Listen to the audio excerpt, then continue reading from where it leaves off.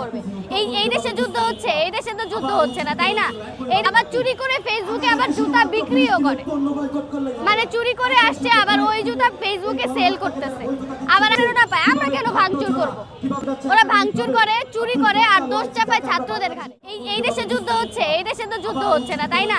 এই দেশে আমরা শান্তিতে একটা স্ট্রাইক করব, প্রোটেস্ট করব, যাতে আমাদের দেখে মানুষ উজ্জীবিত হয়, অনুপ্রেরণা পায়। আমরা কেন ভাঙচুর করব? অন্যান্য কান্ট্রিতেও তো প্রোটেস্ট গুলো হচ্ছে, ওরা তো আর ভাঙচুর করছে না, করছে না। ওরা ভাঙচুর করে, চুরি করে, আর দোষ চাপায় ছাত্রদের ঘাড়ে, যে ছাত্ররা করছে। ছাত্ররা কি আদৌ এগুলো করে? ছাত্ররা করে না, কারণ ছাত্ররা হচ্ছে বিবেকের কাছে আটকা। আমাদের বিবেক কাজ করছে, আমরা এগুলো করিনি। আমিও তো চাইলে যাইতে পারতাম, আমাদের এলাকায় বাটা শোরুম আছে, আমি যাইতে পারতাম না?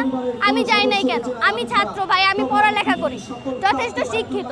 আর ভিডিওতে আমরা যখন দেখেছি চুরিতে, লুটপাটে, যে অনেকটাই, মানে ওরা কোনো ছাত্র না, ওদের দেখলেই বোঝা যায় যে ওরা ইচ্ছাকৃতভাবে চুরি করতে আসছে। আবার চুরি করে ফেসবুকে আবার জুতা বিক্রিও করে, মানে চুরি করে আসছে আবার ওই জুতা ফেসবুকে সেল করতেছে।